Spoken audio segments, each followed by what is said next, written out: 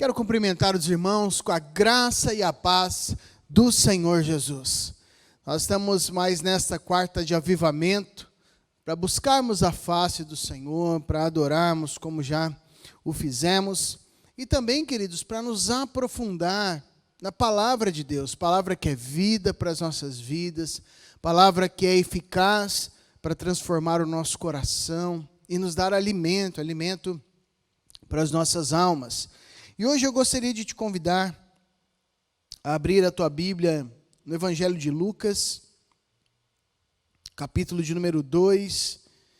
Nós vamos ler do versículo 42 até o 52.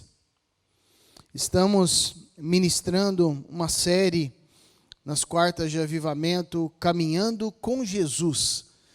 E hoje nós vamos estar falando acerca desta passagem, um tanto quanto curiosa, acerca de Jesus ali na sua transição de idade, de criança para um menino mais moço, e tem algo de Deus aqui para ministrar as nossas vidas. Lucas 2, 42, diz assim: Quando ele atingiu os 12 anos, subiram a Jerusalém segundo o costume da festa. Terminados os dias da festa, ao regressarem, permaneceu o menino Jesus em Jerusalém, sem que seus pais o soubessem.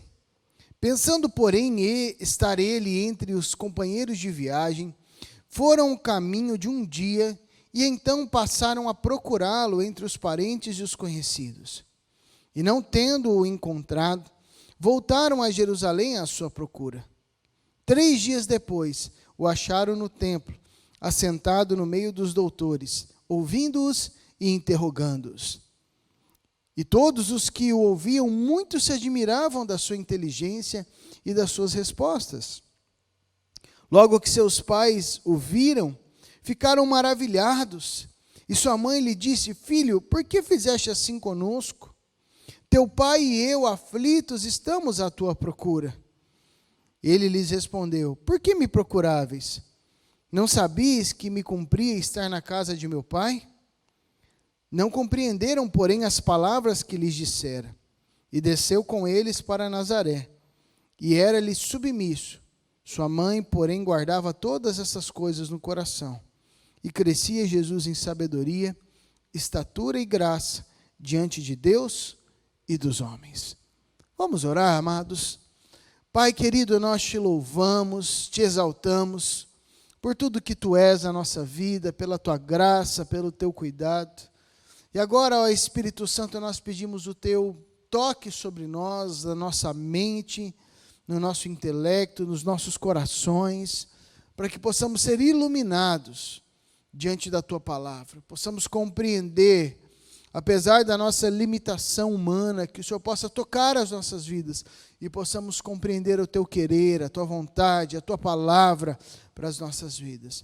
Assim nós oramos em nome de Jesus. Amém e amém. E agora, perdemos Jesus. O que fazer quando nós notamos que Jesus não está mais caminhando juntamente conosco? O que fazer, querido, diante de tal circunstância? Eu não sei se você já passou com uma situação semelhante a esta, com algum dos seus filhos, ou alguma criança que estava sob a sua responsabilidade. Mas imagine você, meu irmão, minha irmã, que sufoco esses pais passaram. Em momentos muito mais tranquilos, que eu perdi um dos meus filhos de vista em alguma viagem, meu coração já acelerou e nós já entramos naquele modo procura, né? Busca incessante para conseguirmos encontrá-los. Mas o fato é que Maria e José passaram um apuro tremendo aqui. Agora, essa pergunta, né, e agora, o que fazer diante da perda de Jesus nos nossos dias? Ela pode ser muito mais objetiva em outras áreas também, ou muito mais fluida, acontecer uma realidade muito mais dela, uma identificação, aliás, dela com as nossas vidas, quando nós olhamos para outras áreas. Note que o objetivo né, o que está por trás, a mensagem deste texto, deste acontecimento, vai muito além de um simples e mero relacionamento de Jesus como filho com os seus pais naturais. Nós podemos evidenciar isso, por exemplo, através de algumas expressões de Jesus, né? Por exemplo, quando sua mãe o interroga, né, no versículo de número 48, e Jesus responde no 49, por que me procuráveis? Não sabias que me cumpria estar na casa de meu pai? Então você nota através dessa expressão, por exemplo, que há um ensino aqui para as nossas vidas que vai além desta questão natural de pais e filhos. É evidente que Jesus não morava ali no templo, onde eles estavam ali conversando, onde eles estavam ali debatendo com esses doutores da lei, com esses mestres da lei. E é nesse sentido que hoje eu gostaria de fazer esta análise. Analisar de uma maneira figurada ou fazer algumas relações com o nosso dia a dia. Momentos que porventura nós podemos estar distraídos com outras questões e acabamos esquecendo ou não notarmos que Jesus já não está caminhando juntamente conosco. Então eu gostaria de te chamar a olhar nessa perspectiva, fazermos aqui analogias para o nosso dia a dia, para a nossa caminhada. E eu vejo que este é um tempo muito pertinente para nós analisarmos e meditarmos nesta mensagem, neste texto, porque nós estamos vivendo num momento especial, numa oportunidade que nunca antes tivemos para a nossa humanidade, de pararmos, de refletirmos, de analisarmos a nossa caminhada, de verificarmos o que está correto, o que está incorreto, ou de, no mínimo, fazermos uma reflexão de para onde estamos caminhando.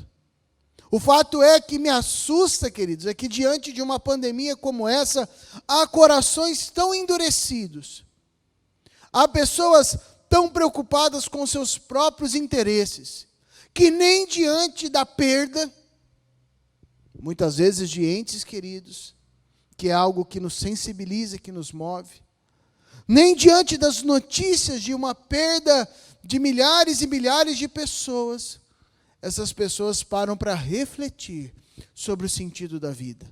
Pelo contrário, há muitos que continuam nesse egoísmo frenético, desenfreado, buscando cada vez mais coisas para si. Não conseguem parar para refletir que Jesus não caminha nesta direção. Quando eu falo sobre isso, eu não falo apenas de incrédulos, mas pessoas que se dizem cristãos, que continuam ainda no automático. Por isso, a primeira questão que eu gostaria de trazer para as nossas vidas neste dia, em primeiro lugar, é o seguinte: jamais tire os olhos de Jesus. Jamais tire os olhos de Jesus. Jesus estava no momento transitório da sua vida. Aos 12 anos de idade já acontecia uma transição para o menino judeu, ele já estava adentrando na vida adulta, com mais responsabilidades, com mais atividades. É claro que a maturidade para o judeu, ele acontecia então nos 30 anos de idade, que é quando acontece aquele episódio com Jesus, né, onde o Espírito Santo no seu batismo desce sobre ele, ouve-se uma voz dizendo: este é meu filho amado, em quem me comprazo. Mas um segundo momento tão importante quanto este de maturidade seria então esse momento dos 12 anos. E Jesus sobe junto com a sua família para uma festa em Jerusalém, há muita movimentação. E eu quero te dizer que festa é muito bom, mas a festa também é uma oportunidade de distrações, de perdermos o foco, de ficarmos vislumbrados com as luzes, vislumbrados com as apresentações. E sabe, amados, quando nós olhamos para este texto, Eu posso trazer para a nossa realidade e olharmos que muitas vezes nós, como cristãos, estamos vislumbrados com as luzes, vislumbrados com os holofotes, vislumbrados com as notícias, ou apavorados com tudo isso, ou vislumbrados com os números, com as curtidas das redes sociais, vislumbrados com as glórias que este mundo pode trazer, vislumbrados com a aceitação dos amigos dessa sociedade, ou dos pseudo-amigos da sociedade, vislumbrados com os tapinhas nas costas, com as recepções. E nesses momentos onde nós estamos muito vislumbrados, tanto positivo como negativamente, nós corremos o risco de tirar os olhos de Jesus. O fato é que quando nós passamos por lutas, queridos, parece que nós ficamos muito mais sensíveis. É nesse momento onde nós vemos pessoas fazendo campanhas de oração, ajoelhando, marcando horários, né? Eu vou orar todo dia, 3 horas da madrugada, como se este sacrifício fosse mover mais rápido o coração do Senhor. Ore mesmo, busque o Senhor. Mas não faça isso só quando você está passando por lutas.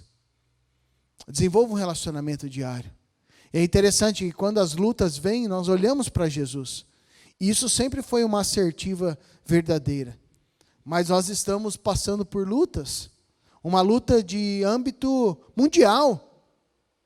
E o que nós vemos, no primeiro momento, as pessoas olharam para Jesus. Mas agora já estão vislumbrados com o seu dia a dia, com a glória própria, ou com outras questões. E perderam Jesus de vista. Falar que os não cristãos perderam Jesus de vista, não há novidade.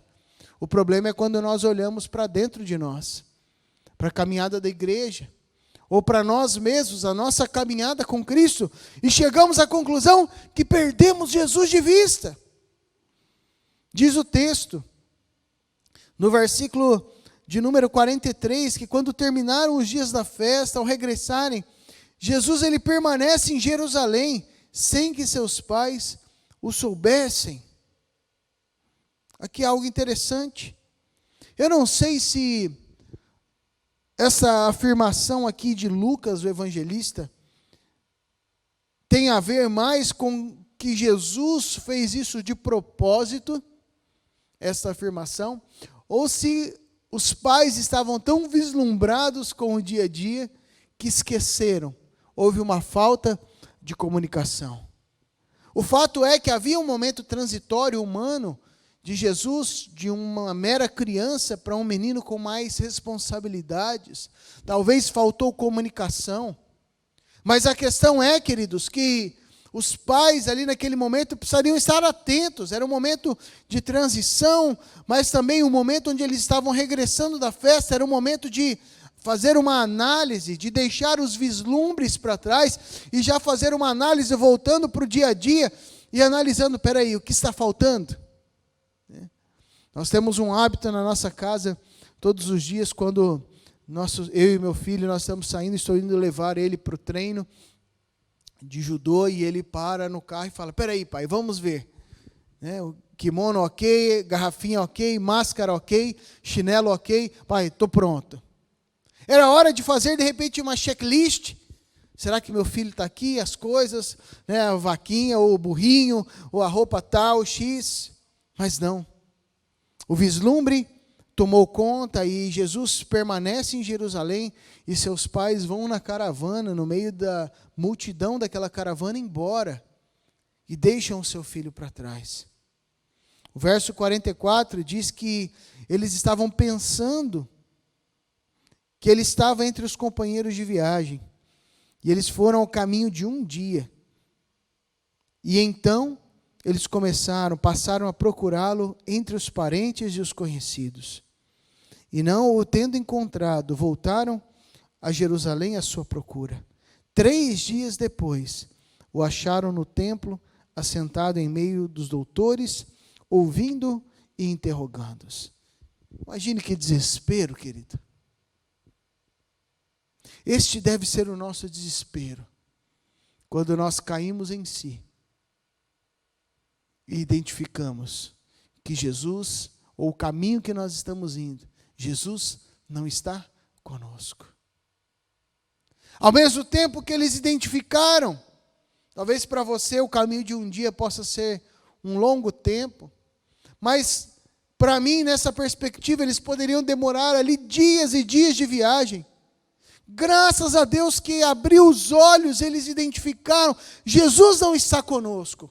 O que fazer? Vamos voltar e procurá-lo. Vamos voltar e buscar a Jesus? Essa deve ser a nossa ação, queridos, nessa noite. Se chegarmos à conclusão que no meio dessa pandemia, nos vislumbramos com tantas coisas, mas perdemos Jesus de vista, essa é uma noite de corrermos para os braços do Pai e buscarmos a Jesus. Corremos em direção à procura dEle. Porque quando Jesus ele não está presente nas nossas vidas, a nossa vida perde o sentido. Há muitas igrejas que tiraram os olhos de Jesus. Há muitas pessoas que tiraram os olhos de Jesus. Há pastores que tiraram os olhos de Jesus. Nós precisamos, querido, não porque estamos em pandemia, mas porque precisamos de Jesus. Nós necessitamos de voltar os olhos para Cristo e caminhar segundo a direção dEle para as nossas vidas. Mas há uma segunda questão. Onde vamos encontrar Jesus? Certamente essa pergunta foi a pergunta de José e Maria. Uma vez que eles viram, perdemos Jesus, onde nós o encontraremos? Certamente na mente deles foi passando um filme. Vamos por aqui, nós ficamos aqui, pernoitamos aqui, mas nós fomos conhecer esse lugar, fomos conhecer aquele. Nessa época de festa, né, Jerusalém ficava ali toda decorada, toda preparada para isso. Era um ponto turístico, né? Eles saíam ali para passear, para desfrutar deste momento. E acontece que eles encontram Jesus no templo. Olha comigo, versículo de número 46, o finzinho do nosso slide aí.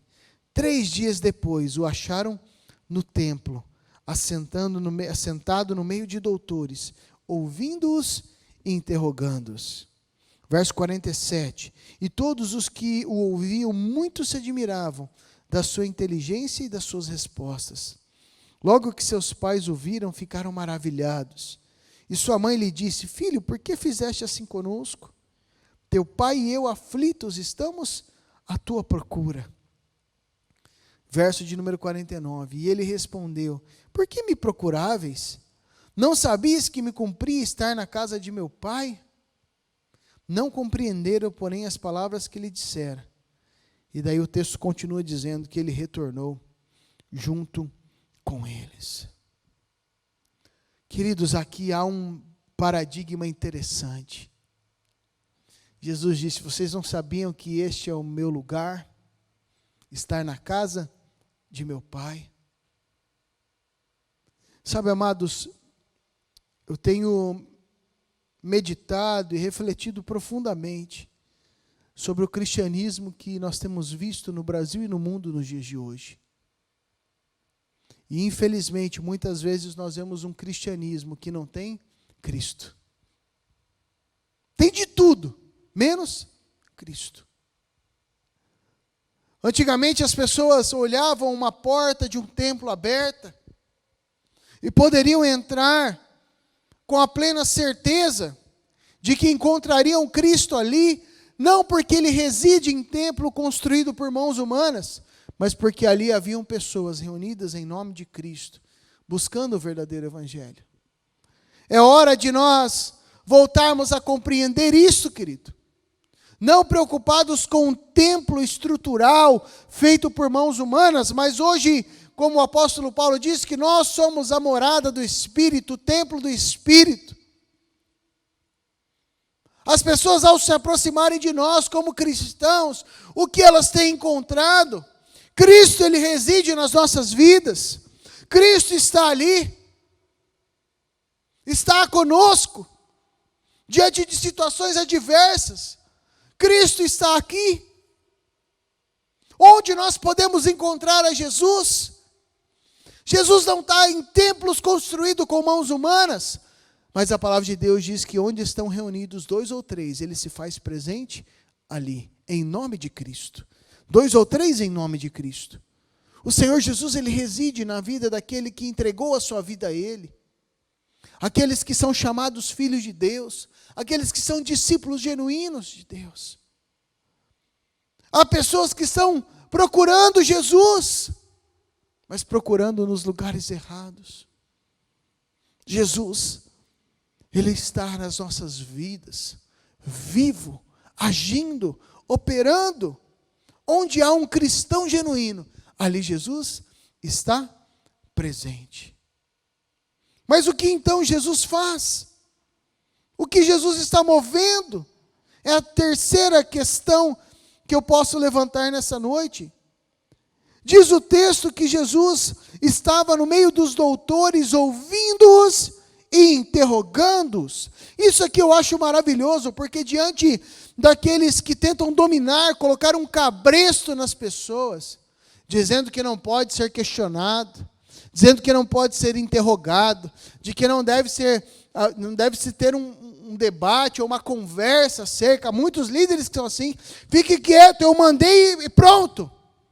Pastor, mas e isso e aquilo? Não, você não pode se levantar contra o ungido do Senhor. Que isso, querido? Há sim atitudes de rebeldia, mas o que nós temos visto, em parte, são atitudes de autoritarismo. E paralelo a isso, nós vemos o quê? Jesus ouvindo os doutores da lei, com 12 anos de idade, e interrogando-os. Jesus só conseguia fazer esse juízo, ou fazer esta assertiva, essas perguntas, essas interrogações, porque ele conhecia muito bem a palavra do seu Pai. Ele conhecia a Torá, os profetas, os livros poéticos. Ele conhecia muito bem o Antigo Testamento. Não é à toa que em alguns momentos você vê Jesus abrindo e lendo o rolo de Isaías, dentre outras questões.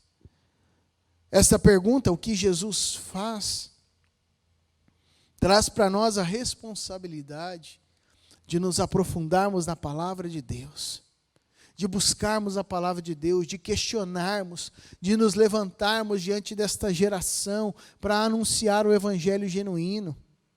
E se for preciso, nos levantarmos contra outras pessoas, não no sentido pessoal, mas nos levantarmos contra ensinos fraudulentos. O fato de Jesus se levantar e questionar, interrogar aqueles doutores, não significava uma insubmissão às autoridades, pelo contrário, era uma prática muito comum dentro do judaísmo, estes debates para que houvesse crescimento, para que houvesse maturidade. E nós precisamos trazer esse resgate crítico, não de uma crítica à toa a pessoas, mas de um senso crítico baseado numa profundidade da palavra. Hoje nós temos pessoas que criticam, sim, mas muitas delas criticam baseado no achômetro, no achismo. Não, se aprofunde na palavra, estude a palavra. E sim, querido, se tem algo que é herético, ou do ponto de vista do que temos estudado, que isso não compactua com a palavra de Deus, sim, nos levantamos e questionamos, para que nós possamos caminhar segundo este evangelho genuíno. E em quarto e último lugar, glória a Deus por isso, uma vez que nós identificamos que Jesus não está conosco, trazemos Jesus de volta para a caminhada. Podemos aprender e admirar o que Jesus está fazendo. Nós temos o privilégio de poder voltar caminhando, tendo Jesus novamente nas nossas caminhadas, nas nossas vidas. Diz o texto, no verso 51, que ele desceu com eles para Nazaré, e era-lhe submisso, um exemplo de filho. Sua mãe, porém, guardava todas essas coisas no coração. E crescia Jesus em sabedoria, estatura e graça diante de Deus e dos homens. Nesta noite, o Senhor nos dá essa mesma oportunidade de voltarmos com Jesus. Talvez você que está me ouvindo está firme na caminhada. Glória a Deus por isso. Se aprofunde na palavra. Analise aquilo que você tem ouvido de maneira crítica nas redes sociais, na internet ou em qualquer lugar que você vá. Mas se você notou que Jesus não está no caminho que você tem caminhado, nessa noite é uma noite de arrependimentos. E é uma noite de você voltar atrás e procurar onde foi que eu perdi Jesus. E uma vez se reencontrando, começar uma nova caminhada na presença do Senhor. Quero te convidar a fechar os teus olhos e a orar juntamente comigo. Senhor Jesus, nós apresentamos as nossas vidas diante de Ti. Há pessoas, ó Deus, que nessa noite identificaram que se perderam na caminhada. Foram se vislumbrando com as glórias deste mundo, com outras questões e acabaram perdendo o Senhor de vista. Mas dessa noite estão se arrependendo, querem voltar a caminhar contigo, voltar a ter uma vida na Tua presença. Nós te pedimos, Senhor Jesus, toca estes corações, toca essas vidas, Senhor, que a Tua graça esteja movendo sobre eles, Senhor, trazendo um novo tempo, uma nova vida para a glória do Senhor. Que esta caminhada, ó Deus, de profundidade na Tua palavra possa ser iniciada. E aqueles que já estão caminhando, que o Senhor possa dar cada vez mais essa sede e fome da Tua presença. Para que possamos com ousadia, Pai, nos levantarmos nesta geração má, perversa, perdida, como luzes, Senhor. Através das nossas ações e palavras. Para que essas pessoas possam glorificar e ver o Senhor agindo nesses dias. Sê com cada um, Senhor, com aqueles que estão enfermos, com aqueles que estão enlutados, que a Tua graça e a Tua misericórdia os alcance, Senhor, nesta noite. Assim nós oramos no nome de Jesus. Amém e amém. Estenda suas mãos e agora, amada igreja, que a maravilhosa graça do Senhor Jesus, que o perfeito amor de Deus, o nosso Pai, que a comunhão e as consolações do Espírito Santo repousem sobre a tua vida, hoje e sempre. Amém e amém. Deus te abençoe, meu irmão, minha irmã. Vai na graça e na paz do Senhor Jesus.